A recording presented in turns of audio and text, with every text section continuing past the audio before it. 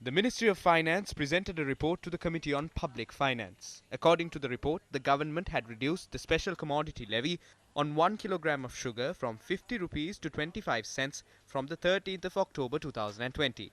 Further, the report mentions the corporation named Pyramid Vilma had stored 8,237.95 metric tons in bonded warehouses at the time.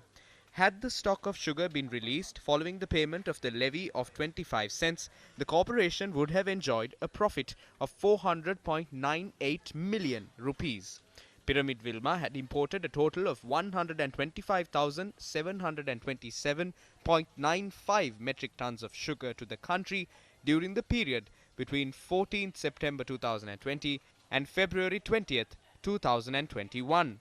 The corporation, which had imported the second largest consignment of sugar during the same period of time, was Amro Sugar Corporation, which had imported only 36,592 metric tons. Hence, it is evident that Pyramid Vilma had imported thrice as much as sugar as the second corporation during the aforementioned time period. This is the document released by the customs on the consignments.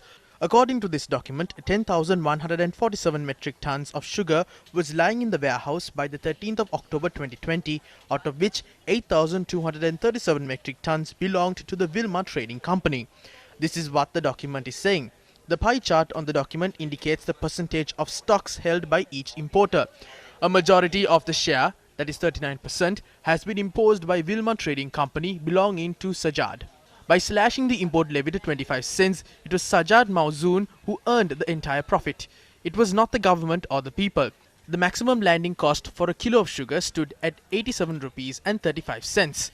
If the import levy was 50 rupees, the entire cost of a kilo would have stood at around 135 rupees. But the import levy was not 50 rupees. Sugar continued to be sold in the market at rates above 125 rupees. The other importers couldn't sell their stocks at that rate as the consignments had been brought down when the levy stood at 50 rupees. It was Vilma Trading Company that solely imported sugar under the 25-cent levy. Vilma Company was allowed to rake massive profits with the knowledge of the government, although there were sufficient stocks of sugar in the country. මේ විල්මා කොම්පැනිට මේ ලාභය උපයන්න ඉඩ ප්‍රස්තාව හදලා තියෙනවා. ඒක ඇත්තටම හොරකමක් හැටියට තමයි. I believe that this was an act of robbery. All importers brought down their stocks and stored them at the warehouse when the levy stood at 50 rupees.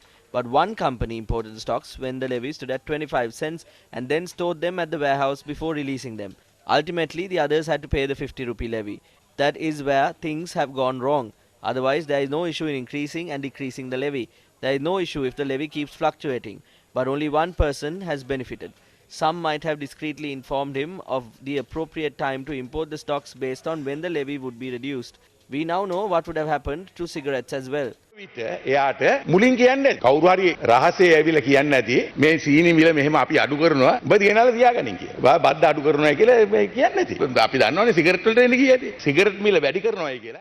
Someone might have informed the cigarette importer that the cost is likely to rise. That's when the importer obtained a bank loan to purchase the stocks well in advance. A certain official at the presidential secretariat is above the ranks of goddess Kali. He didn't allow this to happen. Ultimately, the importer was affected. මෙයාගේ වැඩි කරේ නැහැ. අර මිනිහට ගෙලවිලා ගියා. මේක තමයි cigarette වලට උනේ.